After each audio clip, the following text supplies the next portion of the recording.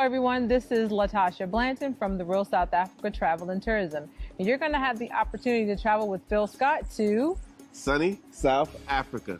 You guys are going to have the opportunity to come to Johannesburg, and you guys are going to be coming to Durban. And we're going to set it up perfectly. It's going to be like a luxury experience for you guys. At the same time, you're going to be getting some culture. And of course, you're going to get an opportunity to talk to Phil, hang out with Phil, and get his views on Africa and South Africa. You're also going to get an opportunity to explore the lifestyles here that are available in South Africa. And we're going to do all that for you in an amazing 10 days. We do hope that you go to the website and book, because we do look forward to seeing you here. Absolutely. Our website is therealsouthafrica.com. Go there, scroll down. You'll see a picture of Phil, and just go ahead and book there. So we'll see you here in what we like to call sunny South Africa.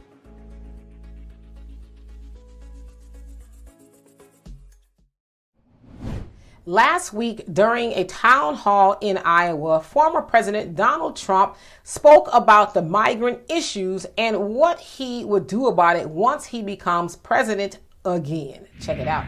Millions and millions of people here. It is not sustainable. Did you see in New York City where they're getting the regular students out and they're putting migrants in their place? We are going to have the largest deportation effort in the history of our country. We're bringing everybody back to where they came from. We have no choice. Can you do something about the sanctuary cities? Yeah. Well, they're going to be ended because the Democrats are going to end them, because you can't sustain it. If you look at New York, you have a mayor of New York who now is really hostile to the administration, because New York City, that's my place. I love New York. It's gone. It's had a tough time. So as you saw and heard him say there, he would have one of the biggest deportations in history. He also talked about some of the places in America, like that of New York City, which he said is my city, because he's from New York and all of that. Says that it's not sustainable, and that the politicians there, so like Mayor Eric Adams, he's going to have to shut down the sanctuary cities because they just can't afford to keep them up and running. And we know that to be a fact because Mayor Adams has said out of his own mouth, we can't afford it. He had a problem with the Biden administration not helping out, sending funds to help them take care of the migrants. Of course, he has a $70 million lawsuit against charter bus companies for busing them into New York from places like Texas. Of course, Governor Greg Abbott of Texas is like, well, we're not going to let them stay here because they enter into the Texas border. And he said, well, you know, we're going to send them to y'all. Y'all could take care of them, since y'all being the Democrats, y'all champion the open border policies. Makes sense, right? So again, Trump is saying when he becomes president, because we know he is running to be president again in 2024, he more than likely will be the Republican candidate that is going up against, for now, incumbent Joe Biden. And he is like, yeah, we need to do something about this. We need to close the borders. Now, y'all remember when Trump was the president, he did close the border, and he had the Build the Wall initiative, which a lot of people said is racist. Oh, it's racist to be building the wall. And of course, when Biden got into office, they stopped building the wall, although it sounds like they may be entertaining it now for obvious reasons. But when Trump was in office, he didn't have this mass entry into the country from people all over the place. You just didn't have it. Like you said, we are closing it off. We are going to take care of the people who are supposed to be here. We're not going to be allocating all this money to everybody else. So he says, yeah, when I become president, that's a no-brainer. We're closing off the borders. But let me just say this, from a Black American point of view, that actually helps us. Closing the borders helps Black people. Now, what you believe, that's on you.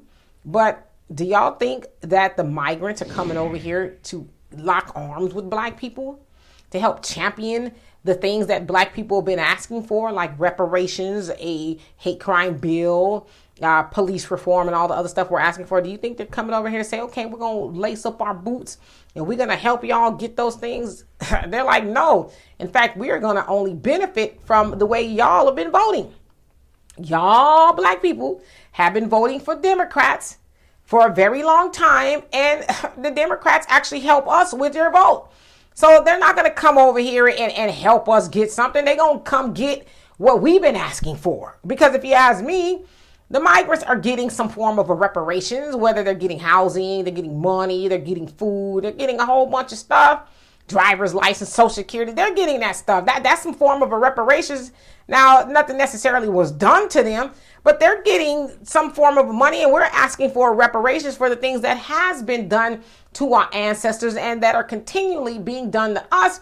But we're being told, oh, we can't afford it. We ain't got it. Well, we got to see where the money is going to come from and all this other stuff. But they're not having those think tanks when it comes to the migrants. And so Trump is saying, well, we're going to shut all that off right away. Now, of course, he ain't talking about reparations either, but at least closing the borders, black people can continue to have the conversations that we've been having without having to have the conversations that are being ignored completely now, right? In addition to, well, why do the migrants got to come to our neighborhood? Why y'all going to, take a closed down school and think about building a shelter for them? What about the things that y'all said you're going to do for us? See, we're having those conversations too. And the conversations that we wanted to have are just being shelved, right? Put on the back burner. Yeah, we'll get to it. But right now we need to help the migrants. And so whether you like Trump or not, him closing those borders actually help black people more than it helps everybody else, because at least everybody else, white people, Asians, Hispanics, they kind of got their own thing going on. And yeah, they get help more than we get. But so they're not going to be as affected by the open borders as we are, because we are at the bottom of everything. We just are. And we need the most help. It's not even help. It's what's owed to us. What's owed to us, right? We were promised land, a mule, whatever the case is, back in the day when slavery ended, and we still are asking for those things.